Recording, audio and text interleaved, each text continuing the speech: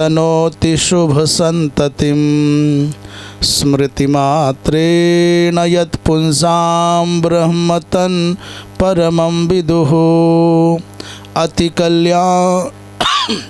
अतिकल्याण रूपत्वात् नित्यं कल्याण संश्रयात् स्मर्तॄणां वरदत्वाच्च ब्रह्मतन् परमं विदुः।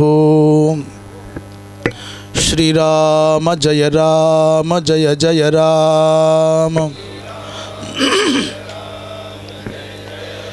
श्री राम जय जय राम। श्री राम जय जय राम।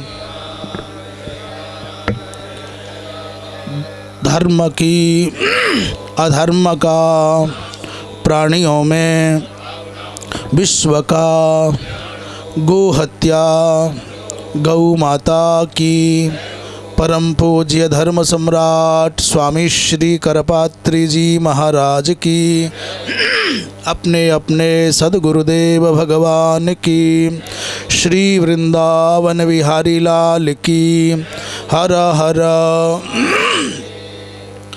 समुपस्थित नर नारायण स्वरूप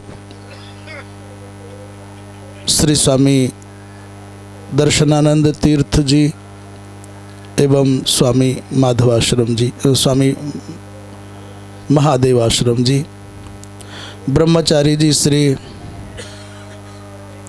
प्रणवानंद जी, शिवानंद जी, आचार्य श्री भगवत शरण शुक्ल जी, उन्हीं के समीप विराजित हैं श्री मार्कंडेय पाठक जी और हमारे भागवतोपासक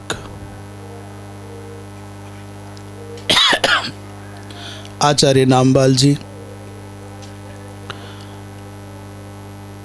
अन्य सभी सुधीजन, श्रीधरी टीका समन्वित श्रीमद् भागवत का जो स्वाध्याय क्रम चल रहा है उसके तृतीय स्कंध के 26वें अध्याय में हम आज 8वें श्लोक से आरंभ करेंगे। कहते हैं कार्य कारण कर्तृत्वे कारणम प्रकृतिम विदुः भोक्तृत्वे सुख दुःखानां पुरुषम प्रकृतेः परम। 3 शब्दों का यहाँ निरूपण हुआ। एक है कार्य, दूसरा है कारण और तीसरा है कर्तृत्व। तो कार्य क्या है? कहते हैं कार्यम तावत शरीरादि कार्येषु, और कारण माने इंद्रियादि कारणेषु, और कर्तृत्व से क्या लेंगे? बोले यहाँ पर वैमत्य है। श्रीधर स्वामी पाद यहाँ कर्तृत्व में देव शक्ति को स्वीकार करते हैं। बोले कर्ता माने देवता वर्गः अथवा तद भावापत्तौ पुरुषस्य।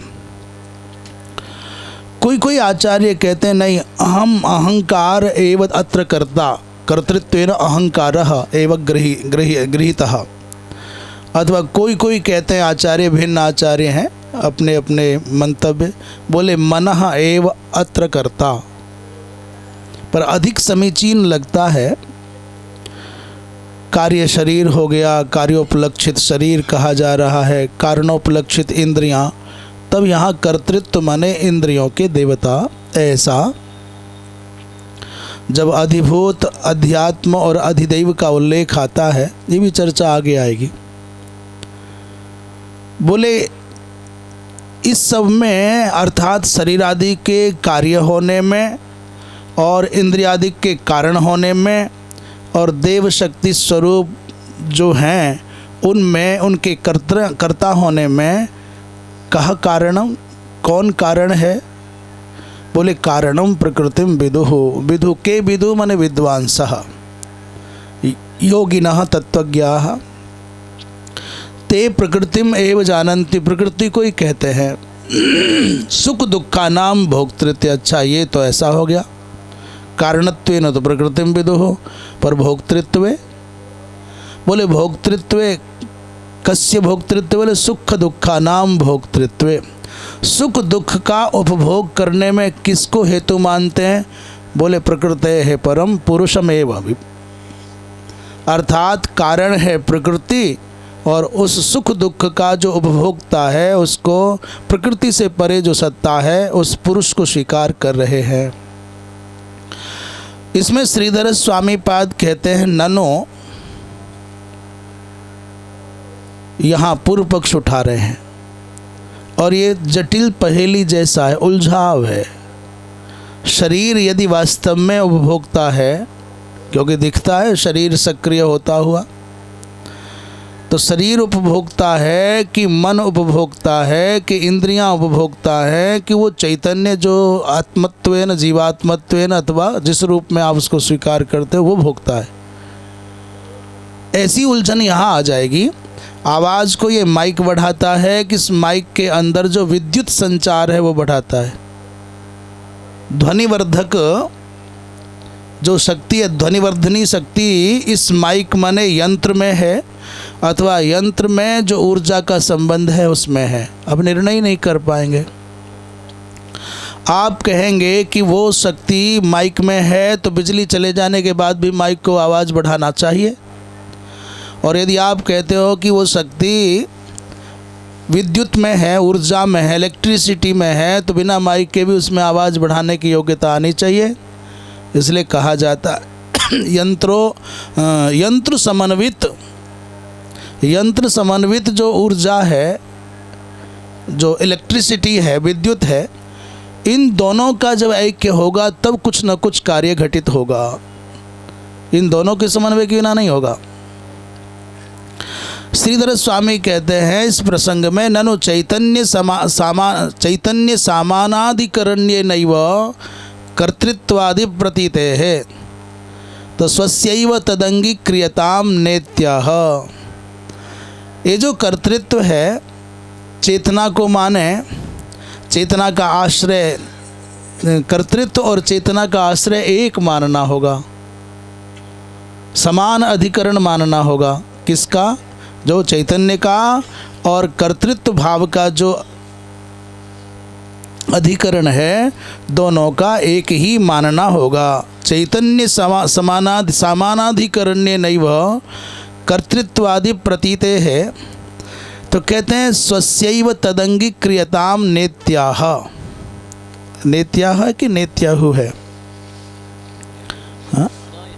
नेत्याह ना इतियाह कह रहे, नहीं ऐसा नहीं है।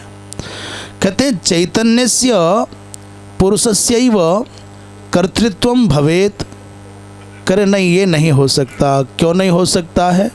उसका उत्तर दे रहे हैं। कहते हैं कार्यम शरीरम और कारणम इंद्रियम और कर्ता देवता वर्गः तद्भावापत्तौ पुरुषस्य माने तेषाम इन कार्य कारण और कर्तृणाम तेषाम भावम अर्थात धर्मम पुरुषे आत्मनि आरोपयति। ये इस तद्भावापत्तु माने जब इन इंद्रियादि का, इन शरीर आदि का जो धर्म है उसका आरोप शरीर में हो जाता है, आत्मनि यदा आरोपितम भवति, तो कहते हैं पुरुषस्य अर्थात पुरुष को फिर कारण मान लेते हैं। पर वस्तुतः कहते हैं नहीं प्रकृतिं कारणम विदुः, वस्तुतः तो कारण क्या है? बोले प्रकृति ही कारण है, ऐसा मान रहे हैं। कहते कूटस्थस्य स्वतो विकारा भावात, वो जो जीवात्मा है, जो चेतन सत्ता है, जिसे जीव कहते हैं या आत्मा कहते हैं या जीवात्मा कहते हैं, वस्तुतः वो स्वतः विकारा, उसमें तो विकार संभव ही नहीं है। वो नित्य है, निर्विकार है, वो अव्यय है। तो ऐसे कूटस्थ चैतन्य में विकार की संभावना ही नहीं है।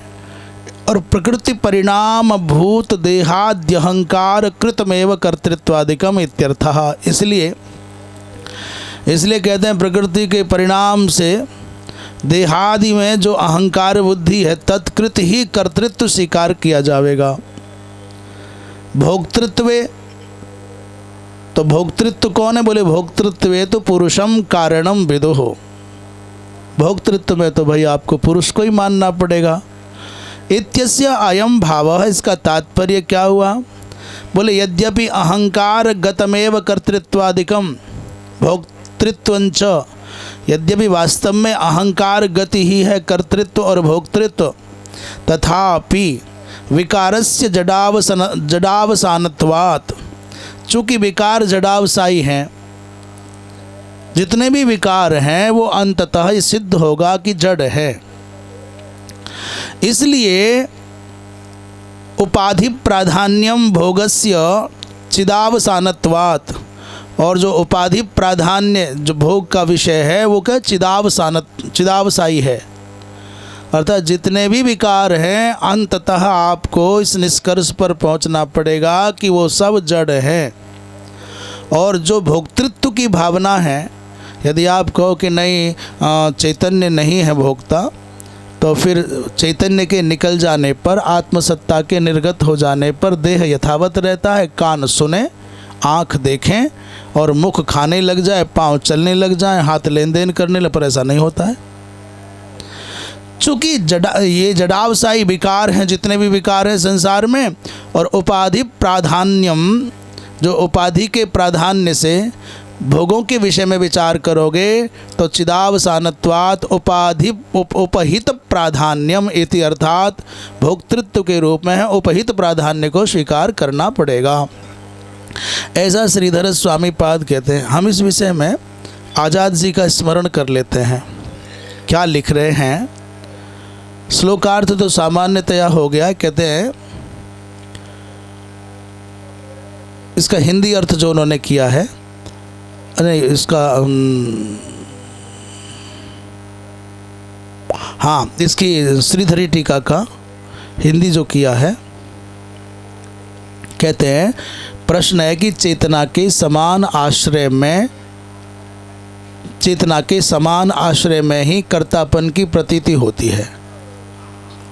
ठीक है, अर्थात कर्तापन और चेतना दोनों एक ही आश्रय में एक साथ ही रहते हैं। समान अधिकरण का अर्थ कर रहे हैं। हाँ, उनकी जो प्रतिपादन शैली है उसमें झलकता है उनका शब्दार्थ का, मैंने मूल को पकड़ करके चलते हैं, उसको गिराएंगे तो ठीक रहता है। आगे कहते हैं अतः सचेतन पुरुष में ही कर्तृत्व स्वीकार करना चाहिए। जब ऐसा कर लिया, स्वस्यैव तदंगीक्रियताम, कहते नहीं ऐसा नहीं कर सकते। इतना कहने के बाद कहते हैं इस प्रश्न का उत्तर देते कि नहीं, ऐसा नहीं हो सकता। क्यों नहीं हो सकता? क्योंकि शरीर कार्य है, इंद्रियां कारण हैं, और इंद्रियों में स्थित जो देव शक्ति है वो करता है। ये स्पष्ट हो गया। कहते उनके भाव अर्थात उनके जो धर्म है, किनके? इंद्रियादिक के। इस धर्म को पुरुष अपने में आरोपित कर लेता है। जीवात्मा मान लेता अहम भोक्ता, अहम कर्ता, अहम एव खादामि, अहम एव गच्छामि, करोमि इत्यादि। अतएव पंडित जन प्रकृति को कारण मानते हैं। श्रीधर स्वामी जी की पूरी बात को क्या कह दिया? कर्ता देवता वर्ग तद भावापत्तौ पुरुषस्य प्रकृतिं कारणं विदुः। तो के विदु माने विद्वांसः पंडिताः। कहते हैं आगे कह रहे हैं क्योंकि इस आरोप के कारण पुरुष अपने को कर्ता मानने लगता है। वस्तुतः वह कर्ता है नहीं। क्यों नहीं है? बोले कूटस्थस्य स्वतो, ये आशय है। पुरुष तो कूटस्थ है, सदा एक रूप है, उसमें कोई स्वतः विकार संभव नहीं है। अतः प्रकृति से उत्पन्न हुए जो शरीर आदि अहंकार के कारण ही, शरीर आदि हैं वो अहंकार के कारण ही कर्तृत्व आदि धर्म पुरुष में देखे जाते हैं। ये आशय है। पंडित जन सुख दुखों को भोगने में तो पुरुष को कारण मानते हैं, अर्थात प्रकृति को कारण किस रूप में माना जाता है? बोले कार्य कारण कर्तृत्वे प्रकृतिम एवं कारणम विदुः परंतु भोक्तृत्वे तो पुरुषम एवं कारणम विदुः। कहते पंडित जन सुख दुखों के भोगने में तो पुरुष को कारण मानते हैं, भोक्तृत्वे तो पुरुषम कारणम विदुः इत्यस्य अयम भाव। इसका भाव क्या हुआ? कहते हैं यद्यपि कर्म करना और उसका फल भोगना ये दोनों ही धर्म प्रकृति के परिणाम अहंकार में ही स्थित है। यद्यपि अहंकारगतमेव कर्तृत्वादिकम भोक्तृत्वंच, फिर भी तथापि विकारस्य कर्तृत्वादि रूपांतर अचेतन के आश्रित रहता है। कर्तृत्व जो आदि है वो रूपांतर अचेतन के आश्रित रहता है, अतः कर्म करने में शरीर आदि उपाधि की प्रधानता रहती है। इसको कहा था कि तथापि विकारस्य तथा सुख दुखादि फल भोग चेतन जीव के आश्रित रहते हैं। तो जो सुख दुखादि फल भोग चेतन जीव के आश्रित रहेंगे और जो क्रियाकलाप है वो शरीर आदि की उपाधि की प्रधानता से रहती है। तो कहते हैं उसमें शरीर और उपाधियों से युक्त जो जीव है उस जीव की प्रधानता होती है, शरीर आदि उपाधियों से युक्त जीव की प्रधानता रहती है।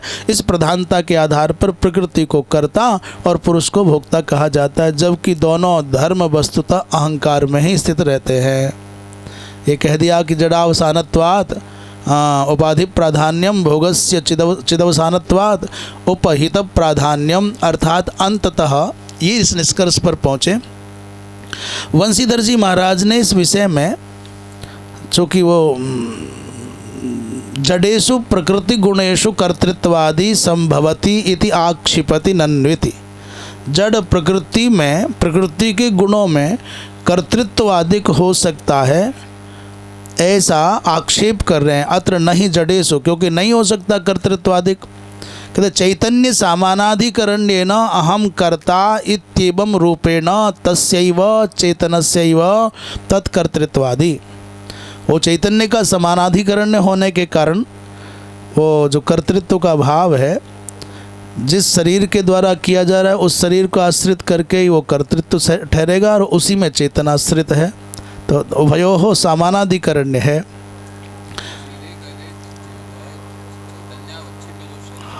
इतना तो फिर चूँकि सहकृत देव सत्ता सहकृत देह के द्वारा ही कोई कार्य संपन्न होगा, कोई क्रिया संपन्न होगी, उसको ऐसा चैतन्य अवच्छिन्न जो शरीर है उसी के द्वारा कर्तृत्व सधेगा।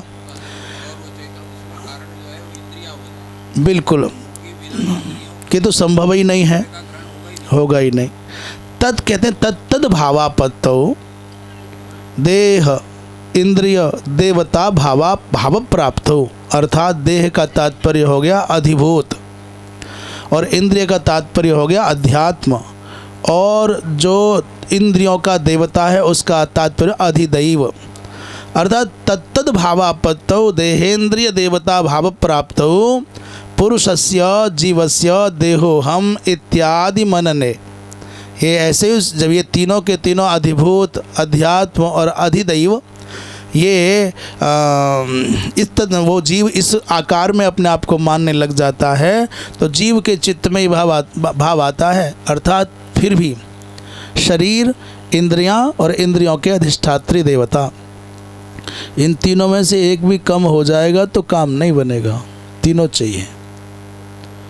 यदि अधिदैव ने अपना रास्ता अलग कर लिया तो अधिभूत और अध्यात्म दोनों के दोनों ठगे से रह जाएंगे। अधिदैव का था इंद्रियों का अधिष्ठात्री देवता, नेत्र गोलक है यहाँ जो कह रहे हैं। अधिदैव माने वो इंद्रियों का अधिष्ठात्री देवता, सूर्य आदिक प्रकाश आदिक। अच्छा हाँ, नेत्र है, शरीर माने कार्य हो गया, तदंगीभूत हो गया नेत्र अयोगोल, जो नेत्र अयोगोलक है वो अयोगोलक ने नेत्र गोलक है। उस नेत्र गोलक में जिसकी नेत्र संज्ञा है वो नेत्र है और उसमें वो जो कृष्ण ताराग्रवर्ती सारा खेल है। परंतु यदि प्रकाश रूपात्मक इंद्रिय का अधिष्ठात्री देवता सूर्य सहकार नहीं करेगा तो अधिभूत भी रहे अध्यात्म भी रहे तो भी आपको रूप का ग्रहण नहीं होगा। तो सहकृत माने, अच्छा आप कहो कि इंद्रिय का अधिष्ठात्री देवता प्रकाश है, सूर्य है, प्रकाशक वो है, और कहो कि आप आँख भी है, पर शरीर ही नहीं है तो क्या करेगी आँख। इसलिए तीनों के साहचर्य से ही किसी भी रस का या रूप का या जो भी शब्द आदि का है उसका बोध होगा, ये कह रहे हैं। आगे कहते हैं अधिभूत का तात्पर्य है, अधिभूत माने शरीर।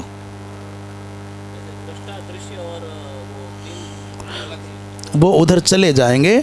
अधिभूत का तात्पर्य शरीर है और अध्यात्म का तात्पर्य इंद्रिय है। ये द्वितीय में बहुत आया है, बहुत माने बहुत बार आया है। हाँ, तो बिल्कुल वहाँ पर ये पूरा वो प्रकरण आया है।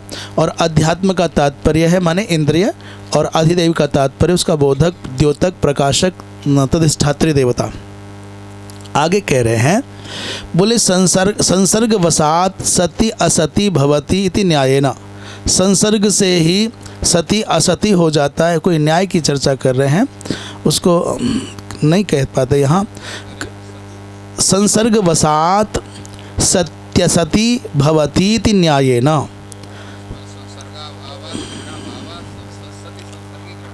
हाँ, संसर्ग वसात सति असति भवति इति न्यायेन भाव इति भावः। अर्थात इसका तात्पर्य क्या हुआ? संसर्ग वसात विषय और इंद्रिय का संबंध हो गया तो सति असति भवति। हाँ, तात्पर्य इसका फिर अच्छा, सति संबंधे साक्षात्कार और असति संबंधे साक्षात्कारो न भवति। तात्पर्य अत्र आशयम अयम भावः, कहते विकाराणाम अंततो जडायाम प्रकृतौ एव समावेशात। अंततः जितने भी विकार हैं उनको जड़ प्रकृति में ही समाविष्ट होना है। तस्या एव प्राधान्यम भोगस्य संवेदनेन चिद अवसानत्वम एव अहम सुखी इत्यादि प्रतीते रूपहितस्य चित एव प्राधान्यम। तो वहाँ कहते हैं विकारों का अंततः जड़ प्रकृति में ही समावेश होना है, तो इसलिए उसका प्राधान्य उस कक्षा में हो गया, कर्तृत्व भाव में। परंतु भोगस्य संवेदनेन चिदवसानत्वम एव, चूँकि भोग हैं उनका संवेदन चिदवसा नहीं है, चिदवसाई है, माने बिना चिन्मय के, बिना चेतन के संभव नहीं है। तब वो कहता है अहम सुखी इत्यादि प्रतीते रूपहितस्य, मैं सुखी हुआ, मैं दुखी हुआ इत्यादि जो उसको प्रतीति होती है, तो चित्त वहाँ इस प्रतीति में चित्त का ही प्राधान्य है। ऐसा। और क्या कह रहे हैं, लगभग इन्हीं बातों को कह करके विराम हो गया। चलते हैं 9वें श्लोक में। देवहूतिरुवाच प्रकृतेः पुरुषस्यापि लक्षणं पुरुषोत्तम ब्रूहि कारणयोरस्य सदसच्च यदात्मकम्। माँ कहती है कि भगवान देवहूति मैया ने पूछा कि हे पुरुषोत्तम, हे नारायण, सत असच्चात्मकम सद सदात्मकम अस्य यत् कारणयोः प्रकृते पुरुषस्य अपि लक्षणं ब्रूहि। भगवान, ये जो सत और असत है माने कारण और कार्य है, तद्रूप ये जो अस्य यत् माने इस जगत के जो अन्य कारण रूप हैं, कौन? प्रकृति और पुरुष, इन दोनों के लक्षण भी महाराज हमें सुना दो। भगवती माँ देवहूति ने कहा कि हे महात्मन, हे नारायण, हे पुरुषोत्तम, प्रकृते तथा पुरुषस्य अपि, प्रकृति का भी लक्षण बतावो और पुरुष का भी लक्षण बतावो। कारणयोः अस्य, कस्य? बोले सद सच्चेदात्मकम। ये जो जगत है, ये जो प्रपंच है, इसके कारणभूत जो प्रकृति पुरुष हैं, इन दोनों के लक्षण भी कहें, ऐसा मैया ने पूछा है। श्रीधर स्वामी कहते हैं कि माँ पूछ रही है, अत्र प्रकृतिम लक्षयति, यहाँ प्रकृति को लक्षित करके कह रहे हैं यत् प्रधानम तदेव प्रकृतिम प्राहुः, जो प्रधान है उसी को प्रकृति शब्द से कहा जाता है, दोनों में भिन्नता नहीं है। ये समझ लिया जाए, जो प्रधान है तदेव प्रकृतिम प्राहुः। तो पूछा, प्रश्न किया, किम तत् प्रधानम, वो प्रधान क्या है? बोले स्वतो अविशेषम। इस बात को समझने के लिए एक संवाद की शैली है इस यहाँ श्रीधर स्वामी की टीका में। तो अभी कौन सी का करना था? अभी हम 10वें में पहुंच गए क्या? श्रीधरी 10वें में आ गए। अच्छा, अरे राम राम। तदेवम संसारिणम पुरुषम, तदेवम माने अब क्या हुआ, यहाँ तक जो चर्चा हो रही थी उस चर्चा के आगे कहते तदेवम संसारिणम पुरुषम और तद्धेतुम प्रकृतिंच ज्ञात्वा। अभी तक मैया ने जाना कि संसारी कैसे बना वो पुरुष, जीवत्व की प्राप्ति कैसे हुई, ये बंधन में कैसे पड़ा। तो पुरुषम और तद्धेतुम, उसके हेतुभूत जो प्रकृति है इसको जान लिया। इदानीम जगत कारणम ईश्वरम, अब जगत के कारण, अब तक तो उस चेतना के उस स्तर को जाना जो संसारी यात्रा पर चल पड़ा, फंस गया, कैसे आया, और उसकी हेतुभूत जो प्रकृति थी उसको भी जान लिया। अब कहते हैं जगत का कारण जो ईश्वर है और उस तत्प्रकृतिन जो उसकी जो प्रकृति है उसके विषय में भगवती मैया देवहूति ने प्रश्न किया है। पृच्छति प्रकृते रीति, प्रकृते रीति माने इस श्लोक के रूप में प्रकृते है पुरुषस्यापि इति। अस्य विश्वस्य, इस विश्व का सद सच्च, ये विश्व का सत माने स्थूलम और असत माने सूक्ष्मंच, अर्थात कार्यम यदात्मकम तयोः प्रकृति पुरुषयोः। ये कहना क्या चाहते हैं, अर्थात इस विश्व का जो सूक्ष्म और स्थूल स्वरूप है, सत माने यहाँ स्थूल कह रहे हैं, सत माने सूक्ष्म कह रहे हैं, और असत नहीं, सत माने स्थूल कह रहे हैं और असत माने सूक्ष्म कह रहे हैं। सत और असत च स्थूलम सूक्ष्मम च कार्यम, ये माने प्रश्न किया है इस विश्व प्रपंच का स्थूल और सूक्ष्म जो कार्य है और यदात्मकम अस्ति, ये जो जगत है, तयो हो प्रकृति पुरुषयो हो लक्षणम ब्रूहि, माने महाराज उनका लक्षण बताओ। हम फिर एक बार बंसीधर जी को देख लेते हैं। तद्धेतुम संसार हेतुम, संसार का हेतु अर्थात पुरुषोत्तमा इति कथन सामर्थ्यं आह, इस संसार का हेतु पुरुषोत्तम है, इस कथन से कह रही हैं माँ कि इनके लक्षण बताओ। आजाद जी इस 9वें श्लोक में क्या कहते हैं, थोड़ा प्रकरण जटिल जैसा है ना। कहते हैं क्या, अभी कह रहे तदेवम संसारिणम पुरुषम तद्धेतुम प्रकृतिंच, अर्थात ये पूर्व पक्ष रख दिया श्लोक का। ये जान करके संसारी पुरुष और उसके हेतुभूत प्रकृति को जान लिया। अब जानने के बाद इदानीम माने अब क्या जगत के कारण जो ईश्वर हैं उनको और तत्प्रकृति उनकी प्रकृति को जानना चाहती है मैया। तो कहते अस्य विश्वस्य, ये जो विश्व है इस विश्व के सद सच्च का तात्पर्य स्थूल और सूक्ष्म जो कार्य हैं जिनके स्वरूप हैं, कहीं कहीं वो स्थूल रूप में और कहीं कहीं सूक्ष्म रूप में जो कार्य हैं, उस प्रकृति और पुरुष का लक्षण, कहीं पुरुष और प्रकृति का सूक्ष्म कार्य रूप दिखता है और कहीं स्थूल कार्य रूप दिखता है, ऐसा आजाद जी ने लिखा है। तो उस प्रकृति और पुरुष का लक्षण मुझे बतावें। अब बात आ जाती है कि सत और असत को, असत माने सूक्ष्म कार्यम और सत माने स्थूल कार्यंच। तो सत शब्देन स्थूल कार्यम और असत शब्देन सूक्ष्म कार्यम। हाँ वो सूक्ष्म होता है। ऐसा भी हमको भी ऐसा ही लग रहा था। सत शब्द से उन्होंने स्थूल कार्य कह दिया और असत से सूक्ष्म कार्य कह दिया। हम बंशीधर जी को एक बार देखते हैं क्या, परंतु बंशीधर जी ने कुछ नहीं बोला है यहाँ।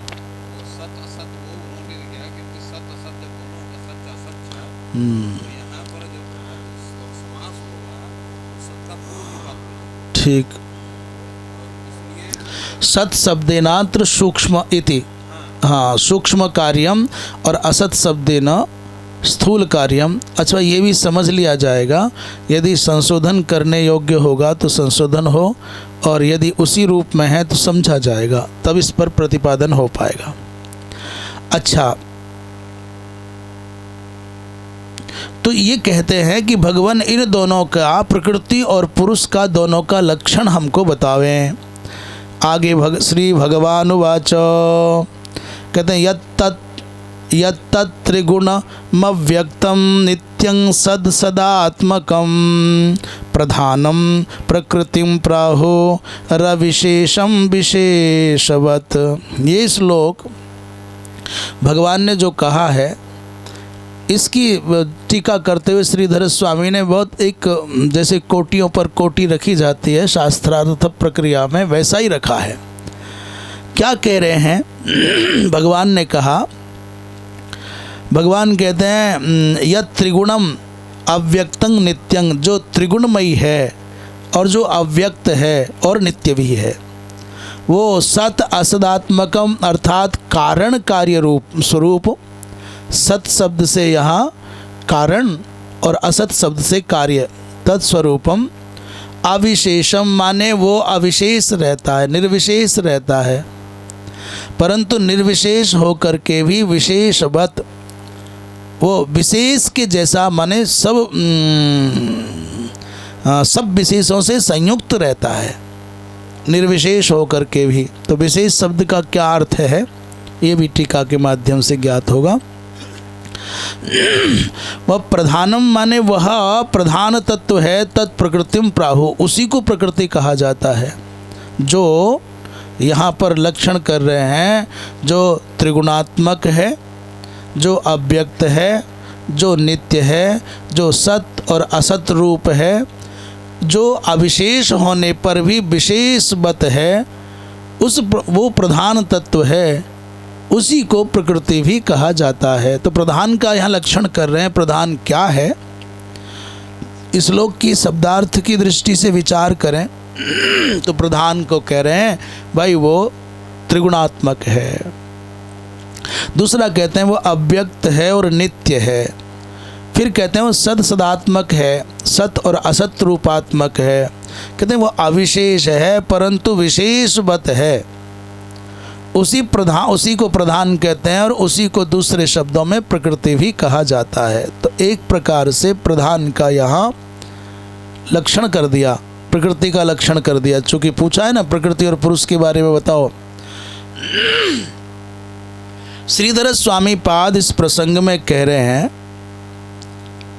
तत्र प्रकृतिं लक्ष्यति, पहले प्रकृति को बताया जा रहा है। तो कहा क्या है प्रकृति, बोले यत् प्रधानम तदेव प्रकृतिम आहुः अथवा प्राहुः। जिसे प्रधान कहते हैं उसी को प्रकृति भी कहा जाता है। दोनों शब्द भिन्न हैं पर वस्तुतः लक्षित एक ही है। प्रश्न किया महाराज किम तत् प्रधानम, वो प्रधान क्या है? बोले स्वतो अविशेषम। उत्तर दे रहे हैं श्रीधर स्वामी, कहते हैं स्वतो अविशेषम परंतु विशेषवत विशेषाणाम आश्रयः। वो जो प्रधान है यस्मिन् गुणत्रय साम्य रूपत्वात् कश्चिद अपि भेदो अभिव्यक्तो न भवति। ये जो अर्थ किया है वंशीधर जी के आधार पर किया है। कह रहे हैं अविशेषं किम, बोले गुणत्रय साम्य रूपत्वात् अनभिव्यक्त विशेषम। अर्थात जिसमें तीनों गुणों का साम्य रूप होता है और साम्य होने के कारण ही कोई भेद की प्रतीति नहीं, भेद स्पष्ट नहीं दिखता है। अतः स्वतः स्पष्ट भेद रहितत्वात्, स्वतः स्पष्ट भेद रहित होने से अविशेष माने सामान्य जैसा प्रतीत होता है। अविशेष माने कोई वैशिष्ट्य नहीं लगता है, परंतु कहते किंतु विशेषवत अस्ति, समग्र विशेषों का उसमें तथाच विशेषाणाम माने महत अहंकारादि तत्वानाम और तद्भेदानाम आश्रयो वर्तते। वो जो प्रधान है तीनों गुणों की साम्यावस्था के कारण उसमें कोई स्पष्टतया भेद अभिव्यक्त नहीं होता, भेद लक्षित नहीं होता है, इसलिए वो अविशेष जैसा दिखाई देता है प्रधान तत्व। परंतु कहते हैं विशेषवत अस्ति, परंतु उसमें सारे विशेष तो विशेष पदे न के कहते बंशीधर जी ने कहा विशेषाणाम माने महदादि नाम, जो महत आदिक हैं विशेषाणाम महत अहंकारादि तत्वानाम तद्भेदानांच आश्रयो वर्तते। महत अहंकारादि तत्वों का, उनके भेदों का सबका आश्रय है कौन? बोले प्रधान। प्रधान माने प्रकृति। प्रकृति स्वतः अपने आप में कोई इसमें भेद नहीं है, भिन्नता नहीं है, स्पष्ट भेद नहीं दिखाई देता। क्यों नहीं होता? क्योंकि सत्व रजतम तीनों के तीनों गुण साम्य अवस्था में रहते हैं, इसलिए वो निर्विशेष जैसी दिखाई देती, अविशेष दिखाई देते, पर विशेषवत है, अर्थात उसी में महत है, उसी में अहंकार है, उसी से सब निर्गत हुए हैं, उनके भेद, उनके सब स्वरूप उसमें रहते हैं। तो पूछा अच्छा इसका मतलब सबका आश्रय वो है, तो किम तर्हि तद ब्रह्म अस्ति? ये जो लक्षण आपने कहे हैं वो सारे लक्षण तो ब्रह्म में घटित होते हैं। साम्यावस्था अविशेषत्व तो ब्रह्म का है और सबका परमाश्रय भी है, वो महत अहंकार आदि सबका परमाश्रय है। तो किम तर्हि ब्रह्म? वंशीधर जी श्रीधर स्वामी कहते हैं आप कह रहे हो कि ऐसा ऐसा प्रधान का लक्षण है, वो स्वतः अविशेष है, परंतु सभी विशेषवत विशेषणों का आश्रय है, तो तरीके ब्रह्म। तो क्या आप ब्रह्म को प्रधान पद से कह रहे हैं कि ना ना, ब्रह्म को प्रधान पद से नहीं कह रहे, ब्रह्म तो निर्गुण है और ये तुम्हारे जिस प्रधान की बात कर रहे हैं वो त्रिगुण है, इसलिए ये ब्रह्म में लक्षण घटित नहीं हो सकता, ब्रह्म में यह लक्षण अतिव्याप्त नहीं हो सकता। क्या कह रहे हैं? किं तत् प्रधानम सर्वभेदाश्रय, वो जो भेद प्रधान है सभी भेदों का आश्रय है, तो क्या वो ब्रह्म है? बोले ना ना, यतो ही प्रधानंतु सत्वादि गुणवत्, प्रधान तो सत्व रजस्तम गुण वाला है, गुणयुक्त है, जबकि ब्रह्म निर्गुणः, अतः लक्षणम ब्रह्मणि अतिव्याप्तम न भवति। यहाँ अतिव्याप्ति का तात्पर्य क्या हो गया? कहते हैं किसी लक्षण के निर्दोष स्वरूप का यदि परीक्षण करना हो, निरीक्षण करना हो, निर्दुष्ट लक्षण का स्वरूप जानना हो, तो बोले उसमें 3 दोष नहीं होने चाहिए, अव्याप्ति, अतिव्याप्ति और असंभव। ये कथा दूसरी ओर चली जाएगी, बहुत जोरदार, पर है रोचक। अव्याप्त क्या है, अतिव्याप्त क्या है और असंभव क्या है, इस बात को बहुत प्रसिद्ध है। ऐसा समझते हैं कि लक्ष्य के एक देश में लक्षण का जाना अथवा लक्ष्य के एक देश में लक्षण का न जाना, ये अव्याप्त है। लक्षयिक देशे, लक्षयिक देश आवृत्तित्वम भी कहीं कहीं लिखा रहता है और लक्षयिक देश वृत्तित्वम भी लिखा रहता है, अर्थ में कोई भिन्नता नहीं है। लक्ष्य के एक देश में जाना या लक्ष्य के एक देश में न जाना, ये जो अवस्था है इसका नाम है अव्याप्ति। जैसे उदाहरण के लिए किसी ने पूछा गाय कैसी है, तो क्या उत्तर दिया था? गाय कैसी है? तो कहा वो जो कपिला है वो गाय है, कपिलत्वम गौर लक्षणम। परंतु गाय तो श्यामा भी होती है, शुभ्र भी होती है, अनेक अनेक वर्ण की होती हैं। तो अनेक वर्णों की जो गोत्र जाति है, उस गोत्र जाति के एक वर्ग में, एक देश में लक्षण चला गया, पर तद भिन्न में नहीं, माने उपशेष पूरे में नहीं गया। इसलिए कपिलत्व जो गाय का लक्षण है वो अव्याप्ति दोष से ग्रसित होने के कारण अंगीकार नहीं हुआ। तो फिर पूछा तुम बताओ गाय कैसी होती है? उसने कह दिया श्रृंगवत्वम गौर लक्षणम। पहले बताओ कपिलत्व की बात समझ में आई कि नहीं आई? थोड़े जगह जगह से बैठो। बोली वृंदावन बिहारी लाल की। गाय ने पूछी गांव के आदमी ने, महाराज गाय कैसी हो है? तो बाकी घर में बंधी कपिला गाय माने कोई शुभ्र और पीत वर्ण का मध्यम रंग है, वैसी गाय। तो उन्होंने कहती गाय तो कपिला होती है। कह दी तो हाँ भाई कपिला गाय तो होती है। तो दूसरे ने कहा मेरे घर की जो गाय वो तो श्यामा है, तुम्हारा किया गया लक्षण मेरी गाय में नहीं घटित होता, तो तुम्हारा लक्षण ठीक नहीं है, कोई दूसरा लक्षण बताओ। तो कोई और दूसरा था, उसने कहा मेरी गाय के सींग बहुत बड़े बड़े हैं। बोले अरे सींग वाली गाय होती है। उसने कह दिया गाय कैसी? बोले सींग वाली। तो दूसरे ने कहा भाई गाय सींग वाली होती है तो सच है, पर भैंस भी तो सींग वाली होती है। तो ये लक्षण जो श्रृंगवत्व लक्षण है गौ का, ये अतिव्याप्त हो गया। क्या है? लक्ष्य वृत्तित्व सति अलक्ष्य वृत्तित्वम अतिव्याप्तित्वम, अतिव्याप्ति ही। तो अर्थात लक्ष्य में गो मात्र में तो गया, पर गाय के अतिरिक्त महिषी आदिक में भी चला गया, इसलिए लक्षण अतिव्याप्त हो गया। किसी ने और तीसरे से पूछा तुम बताओ गाय कैसी होती है? तो बता दिया शशांक ने। क्या? बोले एक शफवत्तम गौर लक्षणम। जिसके एक खुर हो वो गाय होती है। क्यों साहब? गाय के कै खुर हो में? 4 खुर। पाँव के नीचे का जो हिस्सा है घोड़े का देखा है? घोड़े के पाँव के नीचे का आकार विभाजित रहता है कि अविभाजित रहता है? घोड़े का अविभाजित रहता है, गाय का 2 होते हैं। तो एक शफवत्वम का माने एक खुर वाली गाय होती है। बोले धरती पर आज तक ऐसी गाय ब्रह्मा ने तो बनाई नहीं, तुमने बनाई हो तो पता नहीं।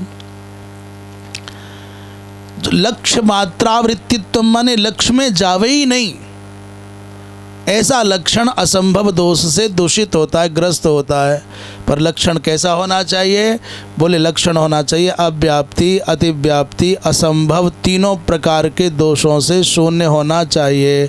लक्षण कर रहे हैं प्रधान बताओ, प्रधान क्या है? तो उन्होंने कहा भाई प्रधान तो वो तीनों गुणों का आश्रय है और साम्यावस्था में रहता है, उसका स्पष्ट भेद परिलक्षित नहीं होता, और महत आदि का आश्रय है। तो ये लक्षण तो ब्रह्म में चला गया। साम्यावस्था में तो ब्रह्म भी है और उसमें महत आदि का सबका वो अधिष्ठान ही है। कहते हैं ये ब्रह्मणी ब्रह्म में अतिव्याप्त हो गया है ना। कहते हैं नहीं तो ऐसा नहीं। क्यों? फिर समाधान क्या है? बोले समाधान कर दिया। बोले ये जो प्रकृति है प्रधान है वो त्रिगुणात्मिका है और ब्रह्म तो निर्गुण है, इसलिए ब्रह्म में ये लक्षण नहीं गया। अब आगे कहते हैं, तो आगे श्रीधर स्वामी दूसरे पक्ष में क्या कह रहे हैं? किम तत् प्रधान स्वतः किम तर्हि महत्तत्वादिना अव्यक्तम किम तत् महत्तत्वा। तो क्या महाराज ये महत्तत्व है? आप जो कहना चाहते हो प्रधान के बारे में वो ब्रह्म नहीं है, तो क्या महत्तत्व? किम तत् महत् वर्तते, महत्तत्वम वर्तते।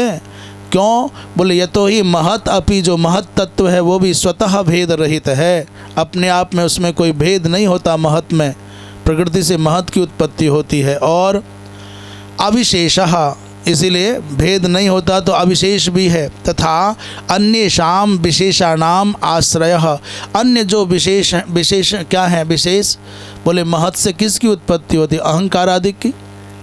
बोले अन्य विशेषों का वो आश्रय भी है और त्रिगुणश्च वर्तते, और त्रिगुणात्मक भी है। कहते नहीं ये भी नहीं हो सकता। क्यों? यतो ही यद अव्यक्तम, जो अव्यक्त है, यद अव्यक्तम स्यात् और अकार्यंच स्यात् तदेव प्रधानम।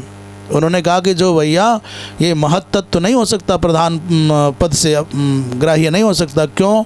बोले प्रधान का लक्षण तो है जो अव्यक्त हो और अकार्य भी हो, वो किसी का कार्य ना हो और अव्यक्त भी हो, माने सूक्ष्म भी हो। तो जब ये कहा तो कहते हैं महत तत्व तो व्यक्त है, वो अव्यक्त नहीं है। और प्रधान कैसे मालूम? बोले प्रधानात अर्थात प्रधान से, महत का तो प्रधान के गर्भ से जन्म हुआ है, इसलिए वो कार्य रूप है। जबकि हम जिस प्रधान की चर्चा कर रहे हैं, प्रधान अव्यक्त भी है और अकार्य भी है, पर ये जो महत तत्व है ये अव्यक्त नहीं है, ये तो व्यक्त है और कार्य रूप है, इसलिए इसका भी ग्रहण नहीं हो सकता। तो कहते किंग कालादि स्वप्र, ये कालादि एवं प्रधानम। श्रीधर स्वामी कहते हैं किंग कालादि, क्या काल को ही तुम प्रधान कहते? बोले नहीं नहीं, सद सदात्मकम कार्य कारण रूपम, ये भी नहीं है। क्यों? कहते कालादि प्रधानम, ये तो ही काल अव्यक्त, काल अव्यक्त भी है और अकार्य भी है, वो किसी का कार्य नहीं है। इसलिए क्या हम काल को मान लें प्रधान रूप से? कहते नहीं नहीं, न यत सत असदात्मकम अर्थात कार्य कारण रूपम स्यात् तदेव प्रधानम वर्तते, जो कार्य कारण रूपात्मक है उसी की प्रधान संज्ञा है। जबकि कालः कालस्तु उपादानं कारणम अस्ति, कालस्तु उपादानं कारणम, काल क्या है? बोले काल उपादान कारण नहीं है, काल निमित्त कारण है। जबकि काल क्या है? बोले उपादानं कारणम नास्ति निमित्त कारणम एव अस्ति, अतः कालोपि न प्रधानम, काल भी प्रधान नहीं है। तो कहते कहो तो क्या किन जीव प्रधानम, तो क्या जीव को तुम प्रधान संज्ञक प्रधान से कह रहे हो? जीव ग्राह्य है? उत्तर देते नहीं भाई, जीव ये प्रधान भी नहीं है, ये जीव भी नहीं है प्रधान। तो क्या है?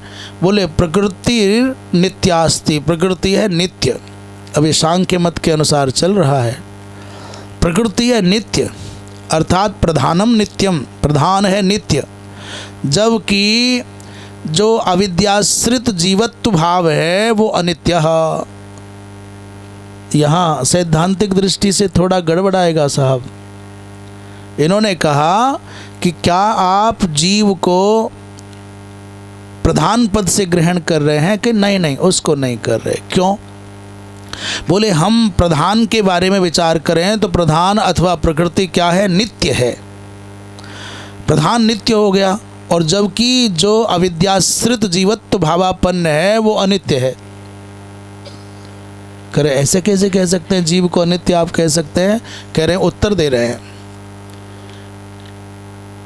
कथम अविद्या कल्पितो जीव भाव अनित्य। प्रश्न किया अविद्या कल्पित जीव भाव अनित्य कैसे हुआ? बोले यतो ही ज्ञानेन अविद्योपलक्षितो जीव भावो नश्यति। सब संसार जानता है कि जीवत्व की, जीवात्म भाव की जो प्रतीति है वो कब तक? बोले तावत एव यावत ज्ञानं न भवति ज्ञानोत्तर दशायांग अहम ब्रह्मैव, ऐसा इत्याकारक वृत्ति का उदय हो जाता है। तो यतो ही ज्ञानेन अविद्योपलक्षितो जीव भावो नश्यति अतो जीव भावो अनित्यः। अतः अविद्योपलक्षिते जीवेपि प्रकृतेः प्रधानस्य वा लक्षणं नाति व्याप्तम। इस जीव में भी, अविद्योपलक्षित जीव भाव में भी अविद्या का लक्षण अर्थात इसका प्रधान का लक्षण नहीं जावेगा। इतना सब श्रीधर स्वामी पाद ने लिखा है, पूरा का पूरा। यद प्रधानम तदेव प्रकृतिम प्राहु किम तत् प्रधानम, तो क्या है? बोले स्वतो अविशेषम, बोले विशेषवत विशेषणाम आश्रय, बोले तर्री किम ब्रह्म, बोले नहीं त्रिगुणम, तो किम तर्री महत्त्वादिना, बोले नहीं अव्यक्तम अकार्यम, किंग कालादि, बोले नहीं नहीं सदसदात्मकम कार्य कारण रूपम, किन जीव, बोले जीव प्रकृति, बोले नहीं नहीं नित्यम, और अन्य शाम। यहाँ तक ये बात कही। आगे श्लोक में कहते हैं 11वें में, यहाँ से यहाँ तक प्रकृति की चर्चा करके आगे कह रहे हैं पंचभिर्ब्रह्म चतुर्भिर्दशभिस्तथा एतच्चतुर्विंशतिकं गणं प्राधानिकं विदुः। पंचभी, जो पहला पंचभी है उसका तात्पर्य पंच महाभूत, और द्वितीय जो पंचभी है उसका नाम है पंच तन्मात्राएं, माने सूक्ष्म महाभूत भी कहते हैं उसको। जैसे पंच महाभूत, पंचभी का तात्पर्य पंच महाभूत पृथ्वी जल तेज वायु आकाश, और दूसरा पंचभी माने तन्मात्राएं, सूक्ष्म भूत कहते हैं। हाँ, जैसे हम ऊपर से आते हैं आकाश वायु अग्नि जल और पृथ्वी, तो शब्द स्पर्श रूप रस गंध आ जाता है, और हम नीचे से चलते हैं पृथ्वी जल तेज वायु आकाश, तो फिर गंध रस रूप स्पर्श और शब्द कहा जाता है। चूँकि उत्पत्ति क्रम ऊपर से ही है इसलिए शब्द स्पर्श रूप रस गंध, इसलिए वो एक क्रम में बन जाता है। कहते हैं पंचभी माने पहला पंच महाभूत, और दूसरा पंचभी माने तन्मात्रा, और तीसरा बोले चतुर्भी, चतुर्भी माने अंतःकरण चतुष्टय मन बुद्धि चित्त अहंकार, और उसके बाद है दशभी, अर्थात दसवीं का तात्पर्य दश इंद्रिय, दशेंद्रियाणि। वो कौन? बोले 5 कर्मेंद्रिय और 5 ज्ञानेंद्रिय। पंच कर्मेंद्रिय क्या है? बोले बाग पाणी पाद पायोपस्थ, ये 5 कर्मेंद्रियाँ हैं, और 5 ज्ञानेंद्रिया क्या हैं? आकाशादिक क्रम से देखें तो श्रोत्र त्वक नेत्र जिह्वा घ्राण इत्यादि।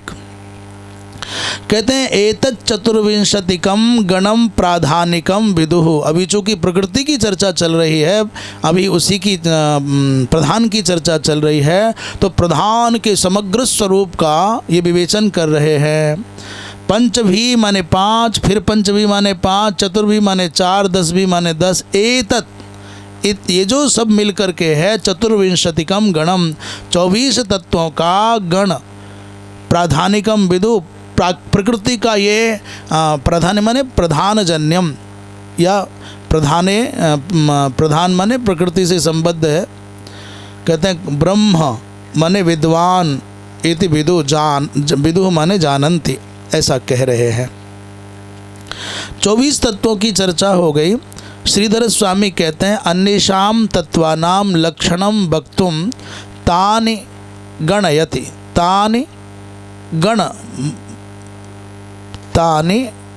गणयति, उनको गणना कर रहे हैं। क्या? पंचभी इत्यादि। संख्या भेदे नैतत् चतुर्विंशतिकम, संख्या के भेद से ये सब 24 माने जाते हैं। एतानि चतुर्विंशति यस्मिन् गणे तं गणम, जिस गण में ये 24 घटक हैं, तम गणम प्राधानिकम, अर्थात प्रधान कार्यात्मकम ब्रह्म विदुः, उसको, उस गण को प्राधानिक कहते हैं, माने प्रधान का कार्य कहते हैं। 12वें श्लोक में देखते हैं महाभूतानि पंचैव भूरापोऽग्निमरुन्नभः तन्मात्राणि च तावन्ति गंधादीनि मतानि मे। जो हम चर्चा पिछले श्लोक में कर आए, लगभग वही चर्चा कर। महाभूतानि पहले 5 से क्या लिया गया? पृथ्वी जल तेज वायु आकाश, और उसको कह रहे हैं भू, आपह माने जल, अग्नि, मरुत माने वायु, नभ माने आकाश, ये 5 हो गए। और दूसरे 5 का अर्थ था तन्मात्राणि, तो तावंती, उतनी ही तन्मात्राएं भी हैं। कौन सी हैं? गंध रस रूप स्पर्श और शब्द इत्यादि। तो 12वें की टीका में श्रीधर स्वामी कहते एतद् विवरणोति, क्या बोले? महाभूतानि त्रिभी, 3 श्लोकों के द्वारा तावंती माने पंचैव, जितने महाभूत हैं उतने ही पंचैव माने तन्मात्राएं हैं। 13वें श्लोक की कोई व्याख्या नहीं, परंतु 13वां श्लोक है। कहते हैं इंद्रियाणि दश श्रोत्रं त्वदृग्रसन नासिकाः वाक्करौ चरणौ मेढ्रम पायुर्दशम उच्यते। इंद्रियाणि कितने हैं? बोले 10। कौन कौन सी? बोले श्रोत्र सबसे पहले, आकाशात अहंकार से, तामस अहंकार से आकाश हुआ, आकाशः संभूतः और आकाशात वायु हो। तो वायु की इंद्रिय है त्वक और वायोरग्नि, अग्नि की इंद्रिय है दृक् और अग्निरापः, उस जल की इंद्रिय है रसना और ततः किम बोले पृथ्वी, उसकी इंद्रिय है नासिका। तो त्वक च दृक् च रसन च नासिका च, ऐसा हो गया। श्रोत्रं च त्वक च दृक् च रसना च नासिका च इति श्रोत्रम पृथक हो गया। त्वदृग रसन नासिका। तो कर्मेंद्रियाँ कौन सी हैं? कर्मेंद्रियाँ कौन सी हैं? बोले वाक् करौ चरणौ मेढ्रम पायुर्दशम उच्यते। वाक् हो गया पहली और कर माने हाथ हो गया, चरण जानते ही हैं। मेढ्रम का तात्पर्य है ये है मूत्रेंद्रिय और पायुर माने मलेंद्रिय। इत्याकारक 10 इंद्रियों का उल्लेख हो गया। 14वें श्लोक में कह रहे हैं मनोबुद्धिरहंकारश्चित्तमित्यंतरात्मकं चतुर्धा लक्ष्यते भेदो वृत्त्या लक्षण रूपया। मन बुद्धि अहंकार और चित्त इत्यंतरात्मकम, ये अंतरात्मक माने अंतःकरण है। ये जो अभी तक पहले चर्चा की 10 इंद्रियों की ये बाह्यकरण है। 10 इंद्रियां क्या है? करण माने साधन।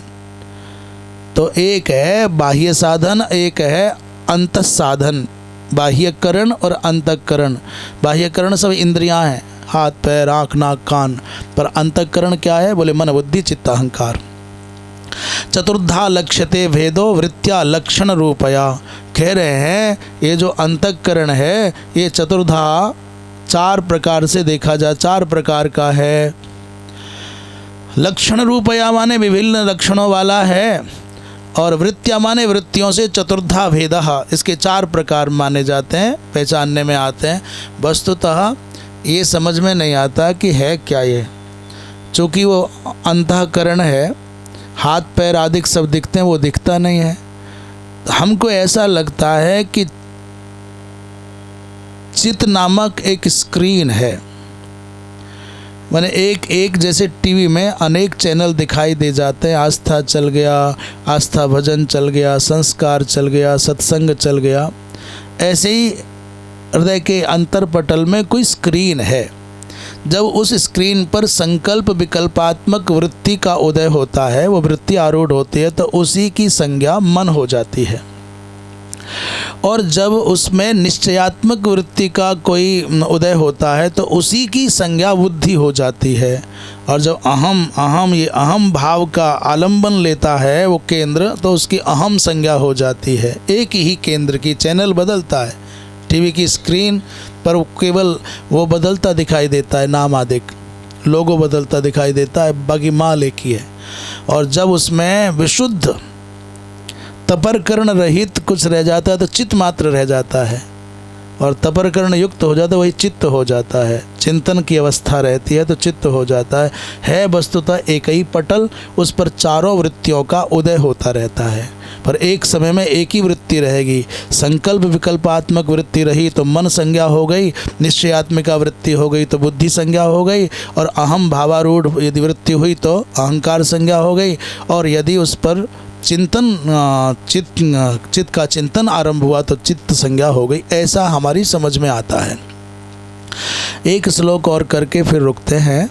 15वें श्लोक में एतावानेव संख्यातो ब्रह्मण सगुणस्य सन्निवेशो मया प्रोक्तो यह कालः पंचविंशकः। कहते हैं मया प्रोक्तः, हमने जो बताया, मेरे द्वारा जो कहा गया है वो सगुणस्य ब्रह्मणः, सगुण ब्रह्म का एतावानेव, यही स्वरूप है, इतना ही है, इसके अलावा कुछ नहीं बचता है। और हम आपको चैलेंज भी करते हैं, इसके अलावा 24 के अलावा संसार में तुम कुछ दिखा दो तो जीवन भर तुम्हारे हम चरणों को धो धो के पानी पीवें, है ये नहीं?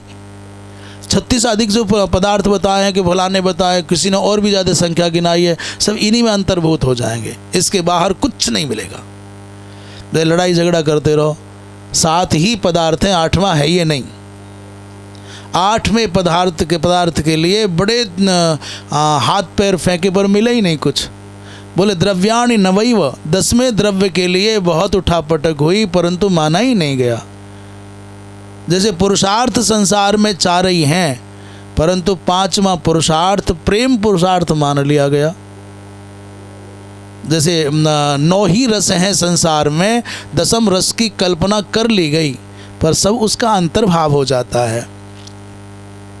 कहते हैं एतावानेव, ये हो गया सन्निवेशः संख्यातः, अर्थात ये सन्निवेश है, ये ठिकाना इतना ही है। स्वरूप भेद संख्यात माने गणना किया गया है। और 25वां एक तत्व और है। कहीं अभी 24 ही 24 चिल्ला रहे थे, कहीं 25वें पर आ गए। अभी हम कह रहे थे कोई 24 के बाहर कुछ दिखा दे तो हम पानी, बोले अभी बात अधूरी है ना भाई। बोले 25वां तत्व काल है, यह कालः पंचविंशकः, वो 25वां तत्व है। और इसके बाहर एक सत्ता और बच जाती है, अर्थात परासत्ता, परमेश्वरी सत्ता, चैतन्य सत्ता। इतना, केवल इतना ही है। सांख्य तत्व के प्राण इतने में ही आ जाते हैं। और कहो समग्र विश्व प्रपंच के प्राण इतने में ही आ जाते हैं। या तो पंच महाभूत है, या पंच तन्मात्राएं हैं, या 10 इंद्रियां हैं, या मन बुद्धि चित्त अहंकार है। 25वां तत्व माने काल है। और इन सब से परे जो इन सब का नियामक है, नियंत्रक है, वो कौन है? परमात्मा है।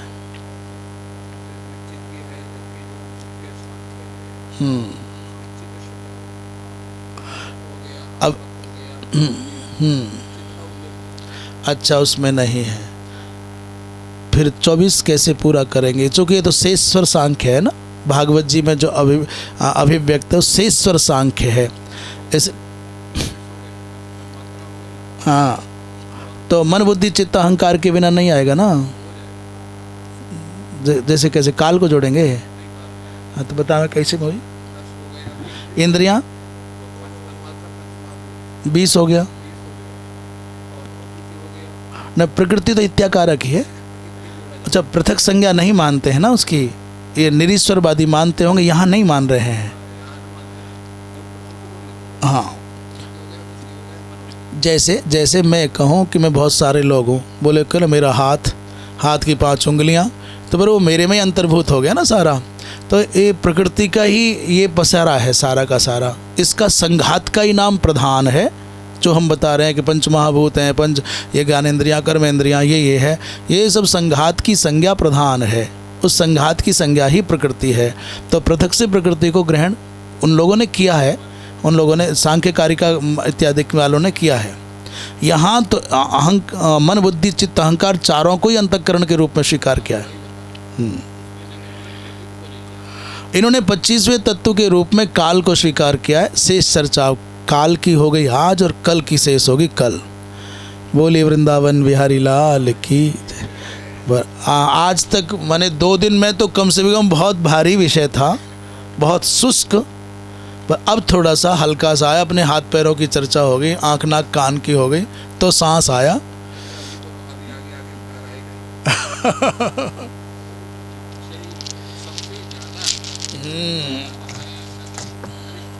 गरिष्ठ विषय है। बात क्या है भगवान, वो अतीन्द्रिय है। और यदि इसको गांव की भाषा में कहें तो आकाश के मेघाडंबर को देख करके परिकल्पनाएं करनी है, धूल में लठ लगाना है, जिसके हाथ पड़ जाए सो ठीक है। इसलिए 1-2 श्लोक पर हमको आजाद मिश्र जी का हम पूरी बात कहने में ये सोचते कैसे इस बात को बहुत सरल ढंग से कहें। हम अपने आप को बार बार तैयार कर रहे थे कि कैसे सरलतम कहें। जब हम अपने आप को अक्षम माने, भाई हम ठीक है समझ गए, मन मान गया, पर बात वहाँ तक तो हमको उनकी हिंदी बाँचनी पड़ी आजाद जी की आज। हाँ, जिससे कि